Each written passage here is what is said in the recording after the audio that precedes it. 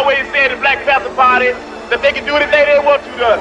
We might not be back. I might be in jail. I might be anywhere. But when I leave, you can remember I said with the last words on my lips that I am a revolutionary. And you're going to have to keep on saying that. You're going to have to say that I am a proletarian. I am the people. I'm not the pig. You got to make a distinction. And the people are going to have to attack the pig. The people are going to have to stand up against the pig. That's what the Panthers are doing. That's what the Panthers are doing all over the world.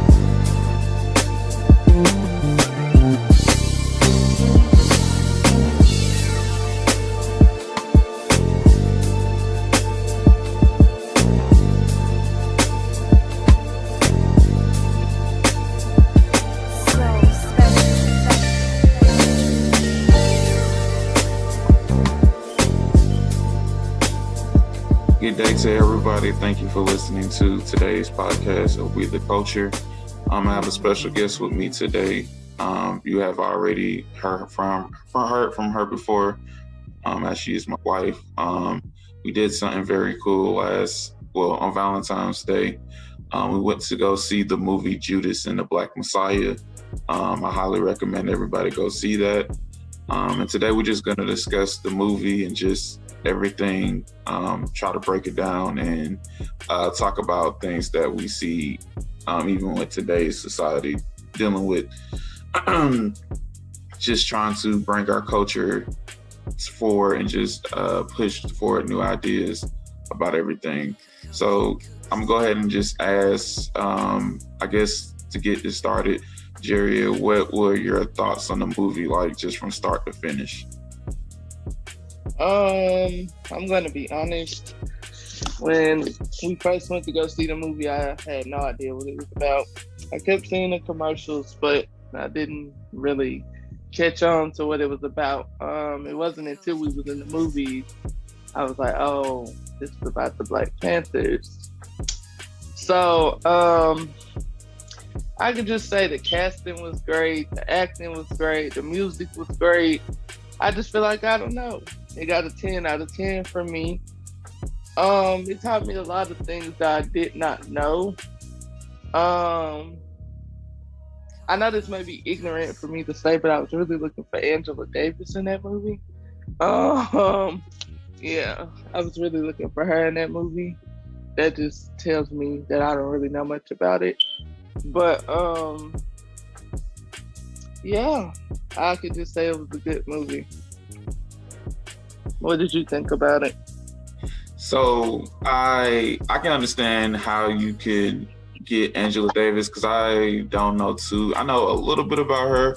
I think she was a Black Panther, but what I actually learned about the movie was that there were different chapters. So Angela Davis, I want to believe, came out of I could be dead wrong with this, but I know she came from California. So Fred Hampton he started up the Chicago or the Illinois chapter. So my thoughts on the movie was, I thought it was I didn't see Malcolm X, the movie Malcolm X, but I feel like this is our generation's Malcolm X. And I believe that it's a very excellent movie because I feel like Daniel Kaluuya did an awesome job, because most of the times when we get a lot of people who do our movies and they come from, like, they're not Americans, we feel like as African Americans that they don't do a good job because they don't have the essence of what an American, because we've been through that. And I feel like he did an excellent job. I feel like Lakeith Stanfield did a great job of portraying Bill O'Neill or William O'Neill. And we're gonna get into our thoughts about like what was going on. But overall, I think the movie should win an Oscar. Not just because it's a Black movie. I really believe that everybody, even the white people, did an excellent job acting. And it didn't really teach us about what the Black Panthers was, because I think I've seen a lot of people talk about the movie and they're kind of confused because they think it's really about Fred Hampton. But the movie is really about Bill O'Neill and his involvement with the Black Panther Party. So a lot of people getting that confused. But overall, I think the movie was a really excellent movie. And I think that every African American should go see it. That's just my opinion because the reason why I believe that you don't know too much about Fred Hampton is just as my opinion, Jerry, is the fact that nobody ever teaches our kids about Fred Hampton. I told you this in the car and you laughed, but I really do believe this. I think kids know more about Fred Hammond than they do about Fred Hampton. So what's your thoughts on that? I agree, but I just feel like us as Black people, we got to get out of expecting somebody else to teach us our history. And I think that's where we fail as a race. And that's just my opinion. And I agree with that. But I think the reason why we don't know our history is because there's a saying that basically I'm paraphrasing because I don't know the quote word for word, but basically it says, victors are the ones who tell the story, meaning that the people who win are the ones who tell the story. So what I'm saying by that is because white people who make up the majority of the population of the United States, they enslaved us. They are the ones who tell us our stories, meaning they are the ones who publish our textbooks. They are the ones who put information on the test. So essentially, we learn about Dr. Martin Luther King and we learn about, people that are safe for them because they feel it's deemed safe because they kind of whitewashed our history. But they'll never teach us about Louis Farrakhan. They'll never teach us about Marcus Garvey, Malcolm X. I think one of the interesting things that I can say about that was there was a situation so when John Lewis died, Bill Clinton came under fire because he was praising John Lewis because, as we know, John Lewis was a non-violent, he believed in nonviolence. We all know he got beat in Selma, and essentially, that's why he got praised for that. And I believe, in my opinion, that essentially the reason why they do that is because it's easy for them to honor somebody who got, who was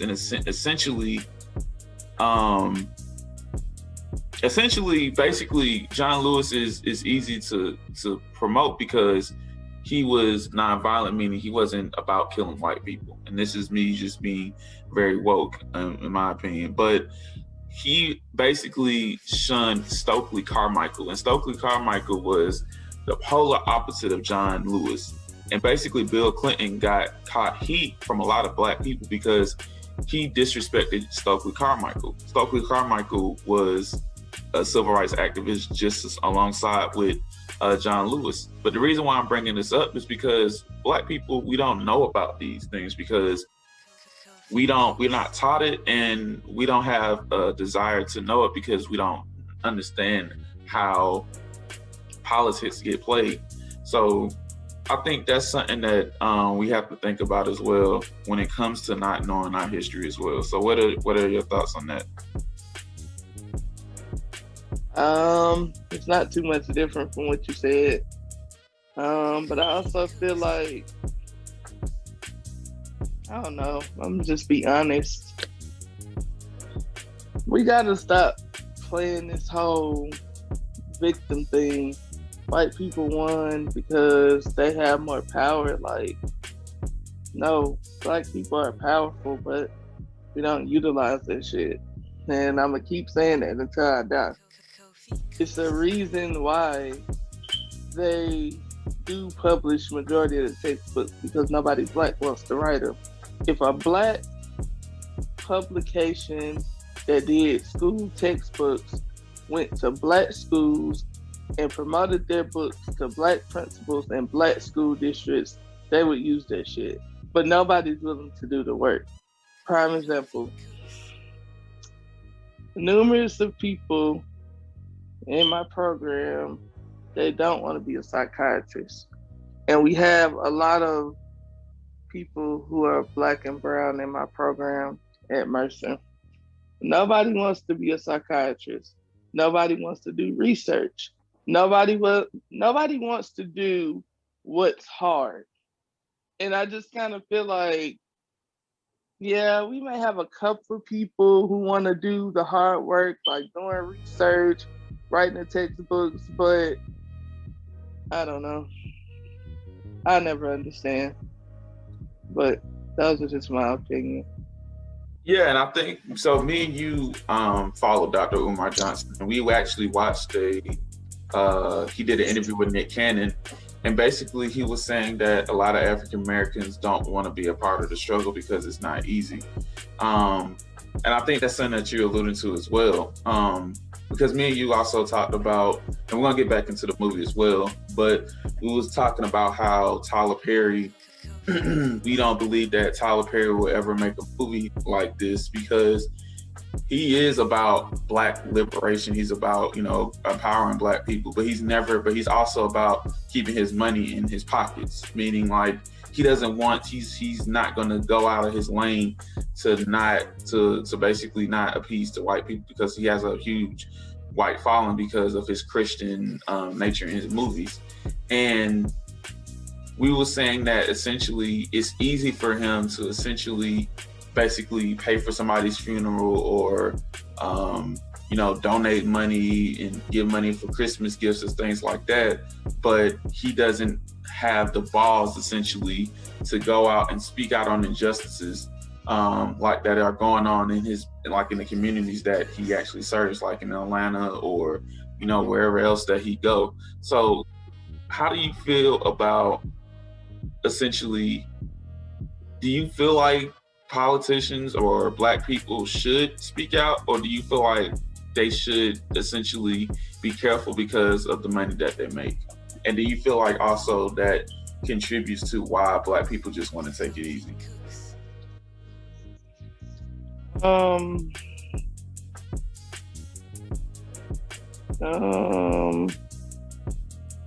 I don't think I'm understanding what you're asking. You kind of asked a lot. So essentially, do you believe that Tyler Perry should make more movies like Judas and the Black Messiah, or no? Or do you think he should just keep playing it safe? Essentially, since because of the money that he makes. I don't agree with his views, but I'm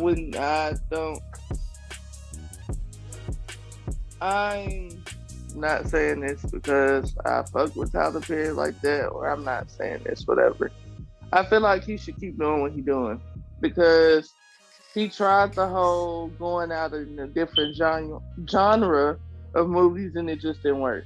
He tried to do good deeds to where he played a man and helped a homeless woman and do all that. They talk shit about him. He tried to do Alex Cross and play in action movies. Okay, they talk shit about him. So I just kind of feel like you already start the foundation for what you want to talk about in certain movies. You keep going with that because that's what's making you your money. So that's why I say, like, all the time, do I feel like Tyler Perry is for the people? Yes, I do, because I do still believe that he thinks that he is Black, and that's why he does what he does. But I feel two-sided about Tyler Perry because he does give back. He does go into communities and do whatever, but at the same time, I feel caught between the two because it's kind of like I can't tell him or I can't hold him to a standard to say, make better movies, do this, because if that's what's been making you your money, then shit, I can't tell you otherwise. So what I'm saying is, I'm just saying, me personally speaking, if I'm going to be a psychologist that works primarily with Black people, and somebody comes to me and say, well, I feel like you should be working with all kinds of people, not just Black people, but this is what works for me.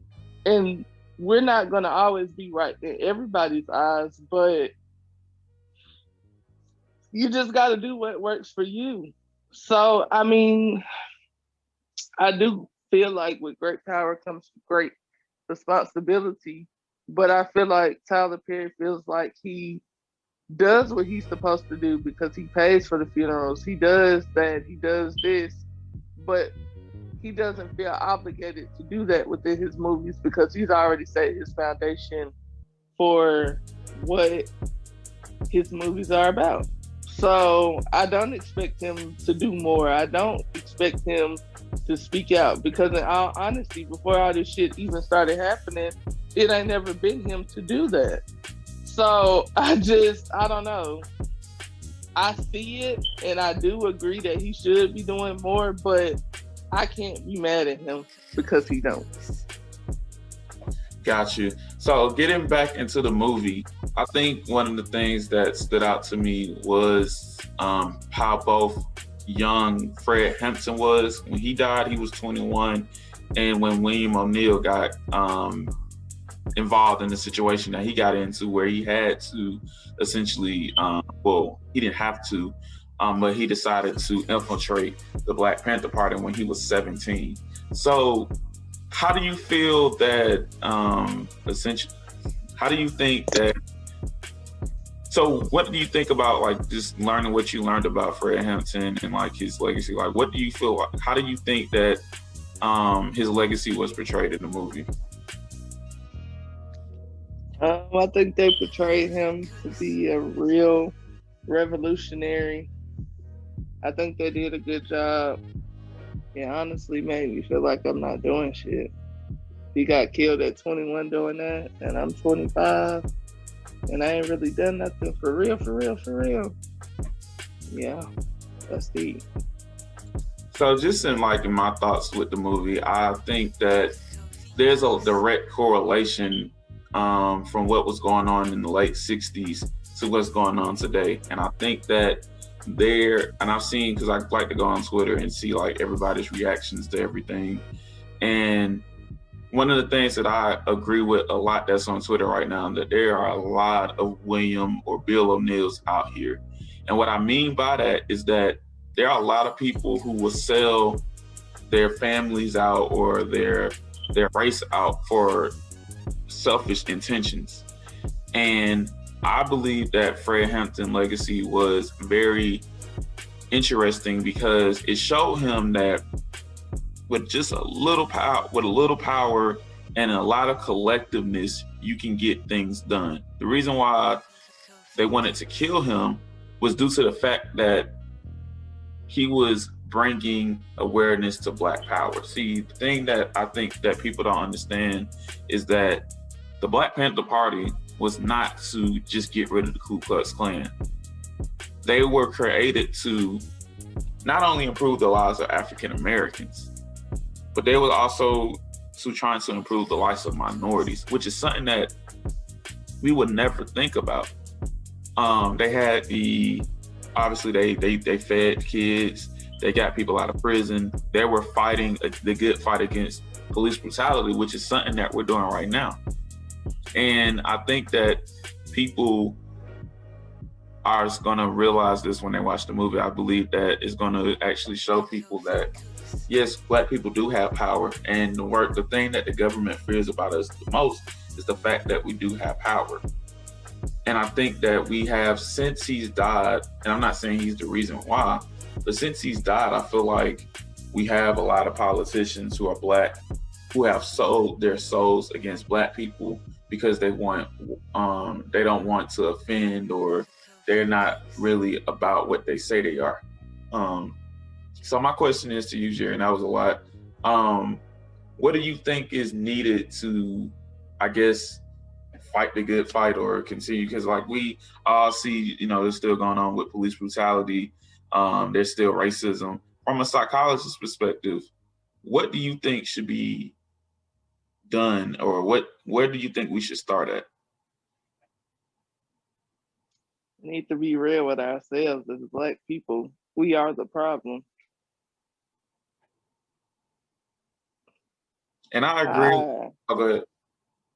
I was just gonna say, I feel as though we're so quick to get upset and be outraged when someone else kills us or something happens with another race against us, but we don't give a fuck about what we do to our own people. And I think that's why I sometimes struggle with supporting Black Lives Matter. Though I do feel like Black Lives Matter is a great movement for what it's put out there for, but we are the problem. And I think that when we understand psychologically that white people, white cops especially, don't give a fuck about killing us because we kill each other, so that lets them know y'all don't give a fuck about each other's lives, so shit, we don't either. So why be in such an uproar about whether police do it? And like I said, I'm not saying that nobody deserves to lose their life at the hands of a police officer. I'm not saying that. But in the same sense, have that same energy when your cousin shoot poo-poo and don't say, oh, well, he deserved that shit, or free so-and-so until it's backwards. No, that nigga needs to stay where he at. And that's real shit. And I'm glad that you brought that up. And I think, once again, going back to the movie, I think it highlights why we have black on black crime, and why do we have, because black on black crime is no different than white on. I'm not saying that's what you was insinuating, but black on black crime is the same as white on white crime, Hispanic on Hispanic crime. I personally believe that, and you can look at it, because black people were getting killed, and there was no such thing as black on black crime by the police. You can just be simply black and get hung. So the reason why I believe that we have to really think about it is because look at the situations that we're in. Let's go back to 1968 in Chicago. You can go, it's the same situation that you see in Harlem, New York right now, College Park, Atlanta, Georgia right now. You go to Baltimore, Maryland. You can go to Birmingham, Alabama. You can go to Jackson, Mississippi, Lafayette, Louisiana. If you go in these specific African-American communities, the reason why you see so much crime and so much poverty is because the system was set up for us to have that. When you see the fact that, because you got to think about what happened around that time period after Fred Hampton was killed. You had the war on drugs, which essentially meant that we're gonna either get we're gonna separate the family at first, which happened in the 60s, and then we're gonna get your males on either selling it or you're gonna do drugs. So essentially you and then you take the jobs away. So essentially this is something that you can't thrive. This is like a flower not getting its nourishment. You're gonna kill the flower and you're gonna kill the community. So what I'm saying is, yes, black on black crime is an issue that we do need to address, but it's also a form of racism as well, because everybody knows about the crabs in the barrel mentality. When you close the lid on crabs, they're all going to die regardless, meaning that if we don't fund our schools like we're supposed to, if we don't do the things that we need to do, the community dies. So I think that's something that we have to take into consideration as well. So what's your thoughts on that? You really said everything I wanted to say about that. Yeah, and I think one of the main takeaways for me, and I can get yours as well, about the movie is just, like I said, I personally believe, and this is just a story podcast for another day, but as you can see with the Democrats, I believe that we have, as African Americans, have sold ourselves to the Democrats, because I'm not saying that I'm a Republican, because I'm not, but what I'm saying is the Democrats have earned the black vote since the 60s and have not really gotten anything. And we're going to talk specifically about, Biden right now. The reason why he got put into office and he got 2 senators, one being a black man, into office was the promise of stimulus checks. Me and you definitely understand what the next point, the cancellation of student loans and healthcare protection, and also racism. And he's yet to deliver on any of that. And I think about how, talking about the William O'Neills in this society, there were so many black people who was trying to go and have us to go out and vote Democrat because we need to get rid of Trump. And excuse me, I understand that. But they were so adamant like, this is going to fix our issues. This is what's going to do it. And we have to go vote. And they were badgering people about going to vote. That was, obviously calling our phones and everything. But they got what the people that were doing it, they got what they needed, but we're still over here struggling. So when I think about William O'Neal, I think about somebody who literally was like a Judas. He participated in the Black Panther rallies. He got up to like head security council. He was working right, and then he basically sold Fred Hampton out. I see a similar situation to that. So how do you feel about people who are really not truly about what they're intending? Do you feel like that's what's going on with the Democrats? Do you don't think? Or like, just if that's not anything, like just what other things that you can take away from the movie?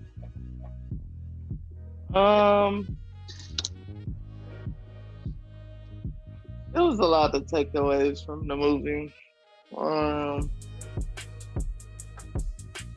I don't know. I think the main thing that I got from the movie was we got to stop turning on our icon and take accountability for the shit that we done. Because honestly, that's the only reason he really sold him out, was because he didn't want to face the consequences that he put his own self in. And I don't know. I just feel like, I think me and you talked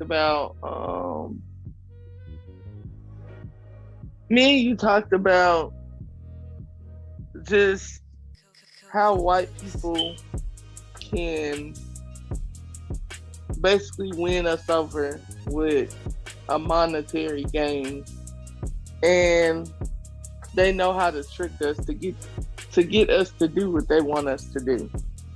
And I just look at, in my opinion, like I said, this is in my opinion, I feel like people, they do that even with like government assistance. They know that it's a lot of women mindset. Oh, the more kids I have, the more food stamps I can get. Oh, if I had this many kids and I don't have no man and I don't make a lot of money, I could stay on Section 8. And it sounds petty to say that people think like that, but they really know how to honestly keep us enslaved by the shit that we just grow accustomed to, or we keep allowing to be a cycle. I undoubtedly agree with that, and I do want to go ahead and put this out. We're gonna spoil the movie, so spoiler alert. But another movie comes to mind as well, and I think we talked about this as well. But Queen and Slim, ironically, Daniel Kaluuya played in that movie as well. But how that movie ended, they got set up by a black man, and his only reason for doing that was for money. And I think that our oppressors know that what we like and what they can dangle in front of us to get to turn on our other people. Like, for example, like in that movie, there has been situations where people have did some awful stuff for some money or acceptance, or like some type of kickback. And I think that is something that we have to realize, because essentially William O'Neal was at a crossroads where he would have had to do like at least 5 years in prison for the things that he did. And instead of doing that, he was selfish in the fact that he essentially didn't want to go to jail, and he was getting paid and he was living a lavish life. And every time he thought about stopping, what did he do? He got more money. So essentially, I do believe that is a problem with us. It's kind of like we all have that Judas effect where we'll sell each other out for like $20 or something like that. And I think that is was definitely shown in the movie. And like I said, with people who do that, they don't think about the bigger impact or the bigger picture. And I think that what he did was he killed the revolution. And I think that he didn't understand that. Because in his mind, he thought that, because then at the end of it, he said that he felt like he was an activist. And he ultimately killed himself because he knew he was wrong in that. So how do you feel, I guess, like just more of your thoughts about it, but how do you feel about that, and how he felt like he was an activist? He was not an activist. and I didn't feel no remorse that he killed himself. That's just the bottom line. He wasn't a revolutionary. You were a rat, and that's that. Because I even look at the dude who killed Nipsey. He killed him because he was called a snitch. He was literally a snitch, and he killed Nipsey. Or people who set up people to get killed all the time, like, we do it for the most selfish intentions. Because at the end of the day, yeah, he is a rat. And like I said, normally I don't speak on the dead. I don't wish ill on the dead. But for him, I don't give two fucks that he did die or that he killed himself, and I don't feel sorry for him because he's a sucker, and he did ultimately some bitch shit. Like, he is a hoe for that. Like, there was no reason. Like, you not only, like, if we really want to break it down, you knew that his wife was pregnant and had a kid on the way. You took somebody's dad away from them. Like, so Fred Hampton Jr. never got to saw his dad. Never. And not only that, you got another man killed who didn't have nothing to do with it. He was a Black Panther, but another black man got killed. You terrorized the black neighborhood, and you ultimately was the demise for the Black Panther Party. And you can't sit up here and call yourself an activist because you had plenty of chances. Well, based on the movie, it looked like you had plenty of chances to get out of it, and you never did. Instead, you still poisoned him and you got him killed. So for me, I don't see how he can say that he was an activist or anything, because at the end of the day, you were the one who set him up to die. You drew a blueprint of everything that he knew or he did, or like his whereabouts and everything. And I just can't respect that. And my question is to you, Jerry, going forward, do you feel like he deserves sympathy or no? And I think you already answered it, but just more, do you believe that he deserves sympathy? No, because it just goes back to what I said before. If he was willing, I just feel like I can't respect anyone who can't take accountability for their actions. You killed someone who was innocent in the sense of he didn't do wrong by anyone. Everything he was trying to do was for his people. And though maybe to white people, the way he went about it was not the way that they wanted him to go about it, he wasn't out here killing kids, killing anybody, none of that. So, like you said, we already have a disadvantage as far as having fathers in the home, and the fact that you took away a dad who was going to be there with his wife for his son, I just don't respect that. I don't have any remorse. You should have just took the 5 years and just called it what it was. But for him to lose his life at 21 years old, that really bothered me, and I was very uneasy. Yeah, so let's talk about that, because obviously I was sitting next to you. Because I'm going to talk about mine as well, but how did you feel, like, just not knowing too much about him, but like, just like, what were you feeling when the credits started rolling? I was upset because he, especially when I learned he was 21. No, he was too young. Still had a lot to do, and like I said, I didn't have no remorse when he killed himself. The other dude killed himself. So yeah, that's just how I felt. Yeah, so my takebacks were the fact that I think the what nobody is really even talking about this with this movie is the fact that the FBI building is named after J. Edgar Hoover, who was, at the time, he was the director of the FBI. I think that's what his position was. But basically, he was over the FBI.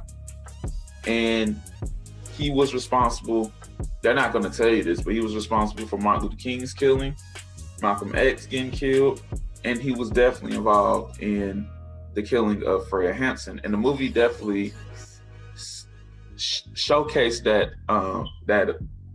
thing that he had, because in the beginning of the movie, he's like, the biggest threat to Americans is not the communists, is the Black Panther Party. He was basically insinuating that the Black Panther Party was the biggest threat to America. And he executed some of the biggest leaders in America, yet his name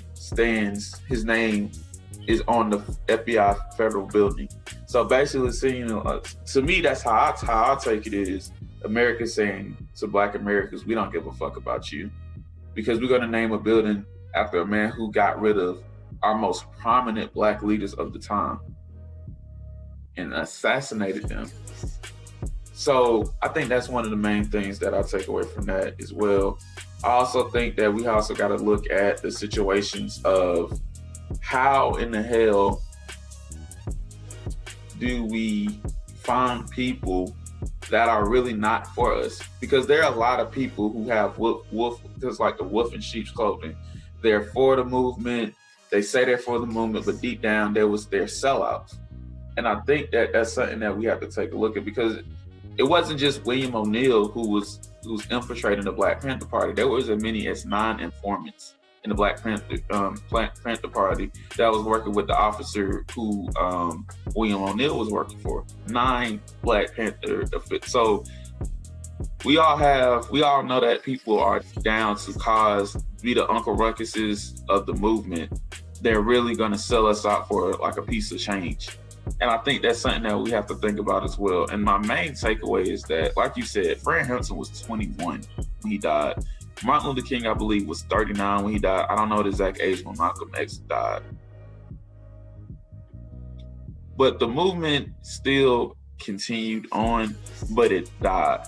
And we haven't had a prominent Black leader to essentially take that mantle since, you can say, Martin Luther King died, because I don't believe that Fred Hampton was widely known as Dr. Martin Luther King, Malcolm X, on the other people like John Lewis's of the world. But the reason why I look towards Christianity and churches and pastors specifically for that, because that's what Martin Luther King was. And I believe that we have to collectively start the civil rights movement over again. Because not to make somebody famous or to do anything, because we're living in a time where it's just like 1965 and racism is definitely apparent. You know, they killed Emmett Till, they got off. You see what's going on with Breonna Taylor. I seen something very on Twitter that was kind of scary. They killed Breonna Taylor the same way they killed Fred Hampton. So how do you feel about, I guess, the new movement, and do you feel like we need to start another revolution, or do you think that African Americans, that we have made it, that we are in a better position, that we don't need to start another revolution because we're in better places right now? If you ask a Black person that question, they're gonna say they feel like we've made it because Kamala Harris is in office. And I don't agree with that. Majority of people think that just because we're not slaves that we've made it and we have equal opportunity as everybody else. For me, I do feel like we're gonna start a revolution. Do I feel like it's gonna happen? No. I don't feel like me nor you, nor our kids, maybe even our grandkids, I don't feel like it's going to happen anytime soon for Black people, because we're still enslaved and we need to wake the hell up. And I just feel like more and more movies like this movie is being put out for us to see what's going on, but I still don't feel like we're going to get it no time soon. And I hate to say that, but it's only a few of us. Because as the generations go on, they're losing great knowledge. Yeah, I think we're the last generation that has some sense. So I have no hope. I'm sorry, I really don't. Something is gonna really have to happen for us to wake up. And I hate to say that about my people, but that's truly how I feel. And I tend to agree with that because, like you said earlier in this podcast, Black people are vanity slaves, and they're like the little tangible, cute things. So, for example, if I make $70,000 a year and I live in a white neighborhood, I think what Black people have the biggest issue is they want white acceptance, and that's fine. But when you get white acceptance, it's like you have achieved everything that you dreamed of. Like, think about what we aspire to be. We aspire to own a home, make a decent amount of money, own a nice car, have a big family. You know who they portray that to be? White suburban America. So when we get a certain amount of money, right, we want to move to these white neighborhoods. Why? Because we feel like it's quote unquote safe. Meaning that so we live in Atlanta. So if I grew up in, let's just say Adamsville, which is on the west side of Atlanta, and I make $60,000 a year, I feel like I'm more safer if I move to Ackworth. Or if I'm from Decatur, I don't want to be around crime because Black people are crime. So I'm gonna move to Lawrenceville, not understanding that Lawrenceville is probably not as just as safe as Decatur, because Decatur is not that bad. So I feel like you said, that we look at our culture and we look at ourselves as less than. We don't have Black power no more. Like back in the 60s, you had songs like I'm Black and I'm Proud. But now it's like, we don't want to be proud that we're Black. And I think that what you're saying is very true, because we should be proud, because one of the reasons why I named this group We the Culture, because we are the culture. Meaning that you can't listen to a rap song, you can't listen to any music and not have influence by us. You can't read any book or poetry or anything that's not been influenced by us.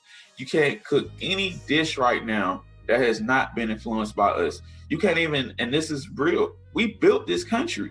So if anything is being built like architectural style, like that's trying to be like the White House or any of these universities, guess who built those universities? We did. But we will never understand that how much power that we have.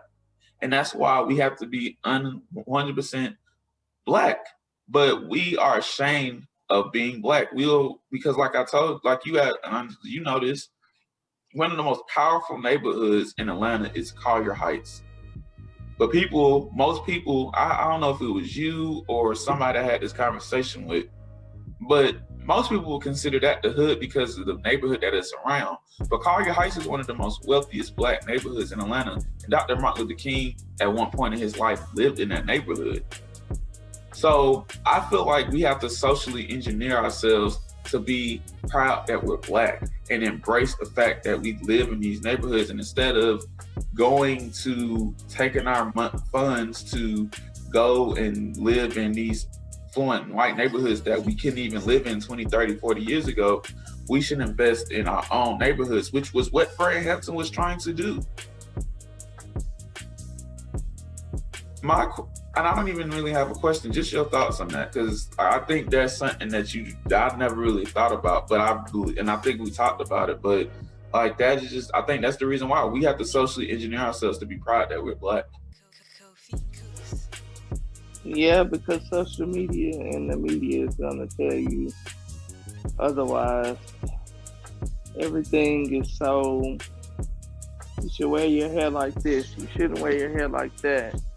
Everything goes to social media for validation, and that is to say, if Beyonce comes out and wears blonde hair with pink streaks in it, yeah, we're gonna do that, and that's gonna be for the culture. We don't have a mind of our own to say, oh, we like locks, so we like whatever, and this and that. Yeah, I can go on and on about that, but yeah, media plays too much into it. And you're right, because a lot of times we have to do things to make white people comfortable. And this is not to bash white people, but we just being real. Like, for example, you have locks. Like 10 years ago, that was considered unprofessional. And a lot of Black women can't even wear their natural hair because it's not appropriate for the work culture. And why is that? Or, we can't wear certain things, or we can't wear clothes that are too fitting because I'm not trying to be funny. Black women have beautiful asses, and we're one of the few people that do. So, but we can't wear that, or we have to talk a certain way. We have to be a certain way. We have to be on time. We have to work 3 times as hard just to get the same opportunity as our other race counterparts, because we're considered lazy, we're considered ignorant, we're considered just nasty people. But that's the problem that we go through. It's like we have so much, and then internally we take that in, and then we tell our kids that no, this is what you got to do, and then we tell our kids don't hang with that person because he's ghetto, or don't hang with them because they're gangbangers, or don't hang with them instead of trying. Because one of the things that, going back to the movie, Fred Hampton was willing to work with anybody. That man went into, it looked like it was a Klan rally, and was trying to get those people on his side. We have to do that with our own people. We got to stop, like, we're going to certain neighborhoods and locking our doors because we feel like we're going to get robbed.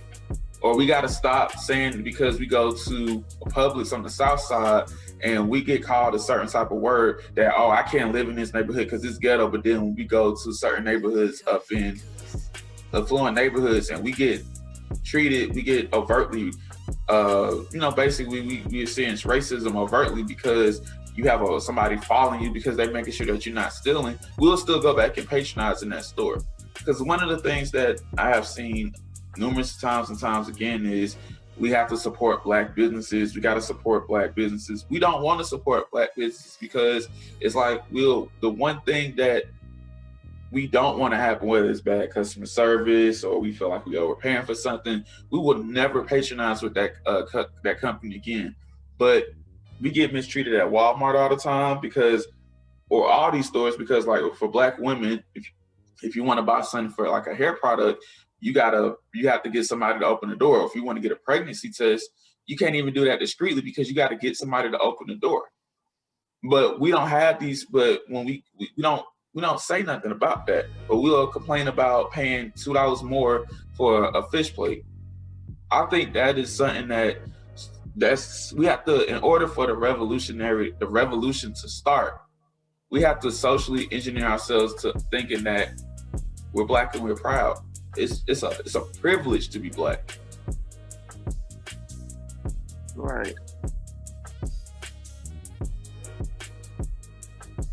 And one of the things that I think is dope about you is the fact that you're going to break a stereotype, or not even a stereotype, that's the wrong word.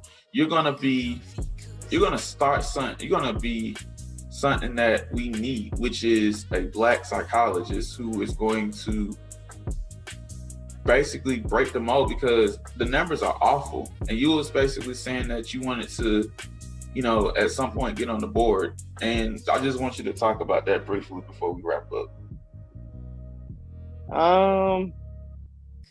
Yeah, I looked up the data as far as the American Psychological Association, and it's not a lot of Black members on that board. And something that Umar said, something about we should have our own APA, like for Black people.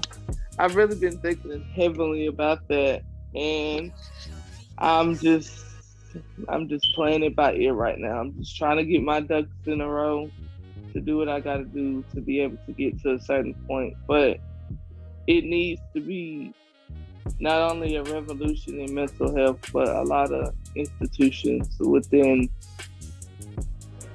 the Black race.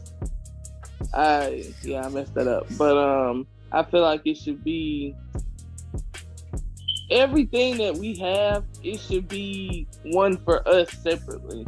Because I just feel like, I'm not saying that we went through the worst of the worst of the worst with, I'm not trying to make us seem like we've had it rough out of everybody, the worst.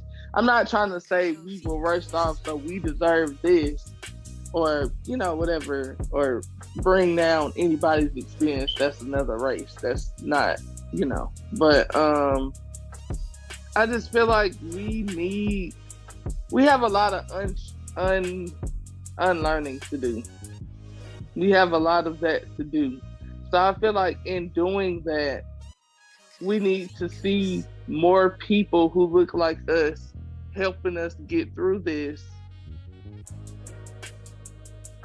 So we need more people doing big things other than being in entertainment.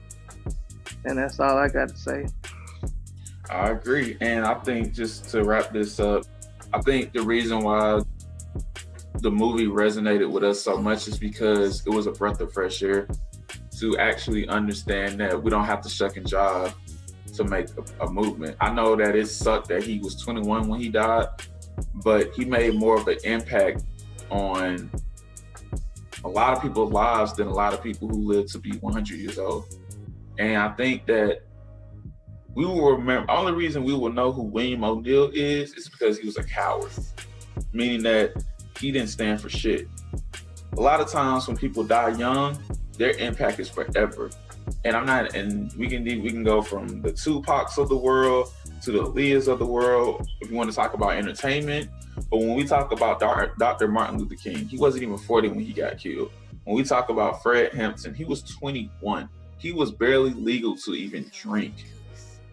But the way he talked, you would have thought that he was much, much older.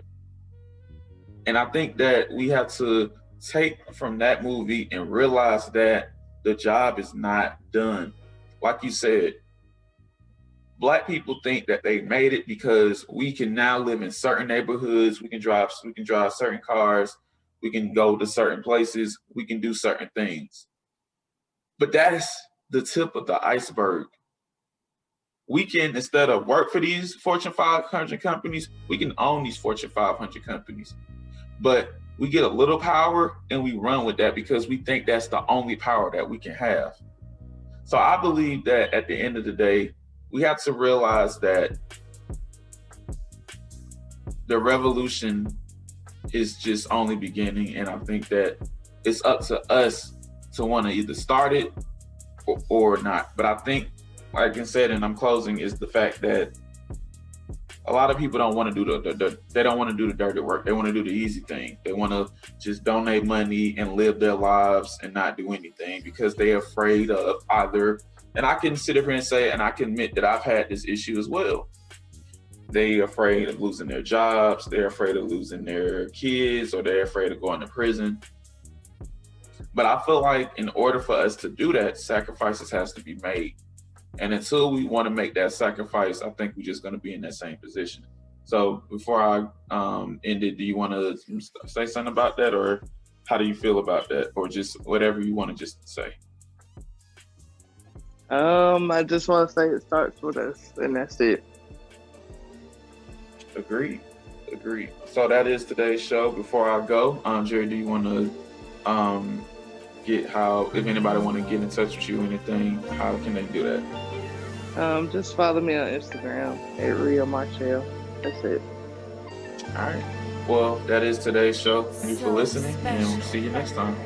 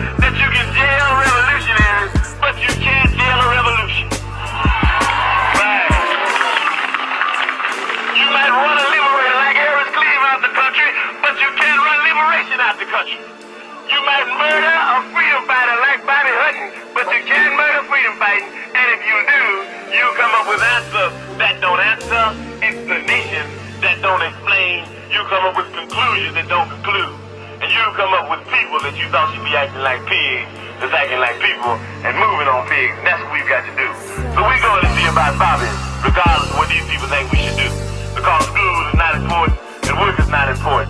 Nothing's more important than stopping fascism, because fascism will stop us all.